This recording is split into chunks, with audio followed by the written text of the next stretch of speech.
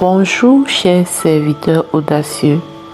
Ce matin, le Seigneur nous dit « Soyez toujours joyeux ». C'est un verset biblique qui correspond à 1 Thessaloniciens au chapitre 5 au verset 16. J'ai toujours tellement aimé ce verset parce que ça nous vient nous rappeler que Dieu nous a créés vraiment pour la joie, il nous a créés pour le bonheur. Si ce n'était pas le cas, il ne prendrait pas le soin de nous ordonner. C'est un ordre puisque c'est à l'impératif que cette phrase-là est conjuguée, que le verbe est conjugué. Il dit « Soyez toujours joyeux ». Il donne l'ordre d'être toujours joyeux. Il nous ordonne à nous, ses enfants, d'être toujours joyeux. Il nous a créés pour une vie de bonheur. Il nous a créés pour une vie de paix, pour une vie de joie. Selon qu'il dit dans sa parole, car j'ai prévu pour toi des projets de paix et non de malheur, afin de te donner de l'avenir et de l'espérance. Je ne sais pas ce que tu vis actuellement et qui vient souvent comme te chercher et te maintenir dans la tristesse constante, qui vient te chercher et te faire être toujours dans les pleurs, être toujours en train de réfléchir. Je voudrais que tu t'arrêtes un moment et que tu te dises, si pécher c'est désobéir à la parole de Dieu, en ce moment, en portant cette tête de tristesse, en portant cette tête de personnes malheureuses, je suis donc en train de désobéir à la parole de Dieu, donc je suis en train de pécher. Et que tu te reprennes et que tu reprennes en main ta vie de paix et ta vie de joie. Parce que c'est ce que Dieu veut pour toi. Et j'aime souvent dire que soyez toujours joyeux n'est pas une phrase au conditionnel. Il n'a pas dit soyez toujours joyeux si tout va comme vous voulez. Il n'a pas dit soyez toujours joyeux si votre vie fonctionne comme vous voulez. Il n'a pas dit soyez toujours joyeux si tout le monde se comporte autour de vous comme vous voulez, non. À partir du moment où ta joie doit dépendre d'une circonstance extérieure à toi-même, tu rentres dans la grande famille des personnes dépendantes affectives. À partir du moment où ta joie doit dépendre de comment est-ce que ton conjoint se comporte avec toi, de comment est-ce que tes enfants se comportent, de comment est-ce que les membres de ta famille se comportent, à partir du moment où ta joie doit dépendre du volume de ton compte bancaire, de la possession d'un certain type de bien, mobilier ou immobilier, de la relation avec un certain type de personne. Bref, à partir du moment où ta joie n'est pas une joie pure qui vient de toi, profondément de toi, mais qui dépend d'une circonstance extérieure. Ce n'est pas une joie qui est pure, ce n'est pas une joie qui est saine. Ce n'est pas une joie qui est saine, parce qu'il suffira que les choses aillent dans le sens contraire de ce que tu veux pour que tu te retrouves dans un chaos émotionnel, pour que tu te retrouves dans la tristesse, dans la colère et toutes sortes d'émotions négatives.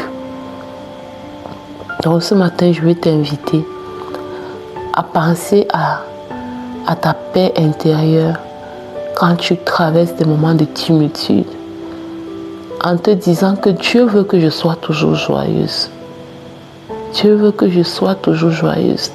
Et garder cette joie, obéir à cette parole et garder cette joie, c'est aussi un acte de confiance. C'est aussi un acte de foi. Où tu dis à Dieu, je ne comprends pas ce qui se passe. Je ne maîtrise pas exactement ce qui est en train de se passer. Mais j'ai confiance en toi. Et je sais que tu es en train de résoudre mon problème. Je sais que tu es en train de travailler sur mon dossier. Je ne comprends pas tout ce qui se passe. Mais parce que tu as dit dans ta parole d'être toujours joyeuse, je vais être joyeuse. Je vais réjouir ton cœur, Seigneur, en étant toujours joyeuse. Et je te confie ce fardeau qui menace de me voler ma joie. Parfois, nous voulons prendre la place de Dieu bien-aimé. Nous voulons contrôler les circonstances. Nous voulons contrôler certaines choses qui sortent carrément de notre contrôle. Et c'est ça qui nous maintient dans l'affliction, dans la tristesse. Et si on commençait à lâcher prise, et si on commençait à dire, Seigneur, je remets ce fardeau à tes pieds. Si on commençait à dire, Seigneur, je dépose ce fardeau à tes pieds, fais-en ce que tu veux, que ta volonté s'accomplisse. Mais quant à moi, je vais obéir à ta parole qui me demande d'être toujours joyeuse. Et si on commençait à parler comme ça, pour expérimenter les fruits d'une vie de paix et de bonheur sur la terre. Chers serviteurs audacieux, j'espère que ceci t'aide. N'hésite pas à partager autour de toi pour aider quelqu'un d'autre qui est dans l'affliction, qui est dans la peine, qui est dans la douleur, oubliant que c'est Dieu l'a créé en fait pour des projets de paix et non des projets de malheur. Passe une excellente journée et que le Seigneur te bénisse abondamment. Ciao.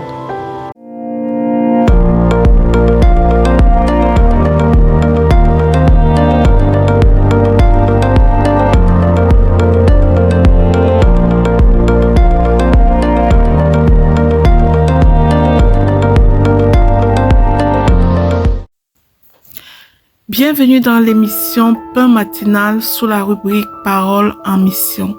Je suis Lina du réseau Ta Seconde Chance International. La parole que le Seigneur nous donne ce matin est tirée de Ésaïe 61. Elle est la suivante. Car l'Éternel m'a oint pour porter la bonne nouvelle aux malheureux.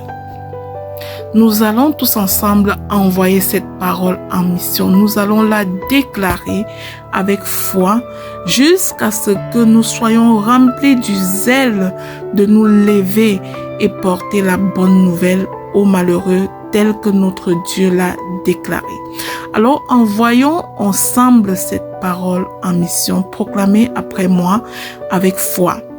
Je proclame et je déclare que l'Esprit du Seigneur est sur moi, car l'Éternel m'a oint pour porter la bonne nouvelle aux malheureux, au nom puissant de Jésus-Christ. Je proclame et je déclare que je suis l'ouvrage de Dieu, envoyé pour une mission de délivrance pour les captifs, car l'Éternel m'a oint pour porter la bonne nouvelle aux malheureux, au nom puissant et glorieux de Jésus-Christ. Envoyons cette parole en mission. Je proclame et je déclare que l'Éternel m'a oint et envoyé pour guérir ceux qui ont le cœur brisé. Je m'attelle à cette tâche au nom puissant de Jésus-Christ. Envoyons la parole de l'Éternel en mission. Je proclame et je déclare que l'Éternel m'a oint pour proclamer aux captifs la délivrance et aux prisonniers la liberté. Au nom puissant de Jésus-Christ, je proclame et je déclare que l'Éternel m'a oint de son esprit pour publier une année de grâce de l'Éternel à son peuple. Au nom puissant de Jésus-Christ, envoyons cette parole en mission. Je proclame et je déclare que l'Éternel m'a oint et envoyé pour consoler tous les affligés et leur rappeler les bontés de Dieu. Au nom puissant de Jésus-Christ. Je proclame et je décrète qu'alors que l'Éternel m'a choisi, je me lève avec diligence. Je suis discipliné. Je marche dans ma destinée la tête haute. Au nom puissant de Jésus-Christ. J'annonce à la terre des hommes, terre tout entière, j'envoie la parole de Dieu en mission. Je suis la fille de l'Éternel. Oint pour continuer l'œuvre de mon Père céleste sous le soleil. Au nom puissant de Jésus-Christ. Je proclame et je déclare que j'assume mon office de sacrificateur pour la seule gloire de mon Dieu, au nom puissant de Jésus-Christ.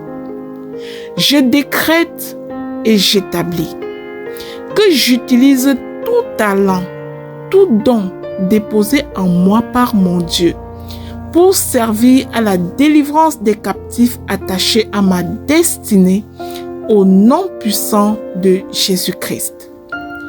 Je décrète et j'établis. J'envoie cette parole en mission. L'Éternel m'a oint pour annoncer la bonne nouvelle. Je déclare que cette nouvelle saison est remplie de bénédictions divines alors que je marche dans ma destinée au nom puissant de Jésus-Christ. Je déclare que je ne suis pas seul. Dieu m'accompagne à chaque étape de cette mission, car c'est mon Dieu qui m'a envoyé. Au nom puissant de Jésus-Christ. C'était la rubrique Paroles en mission de l'émission Pain matinal, une émission du réseau Ta Seconde Chance International.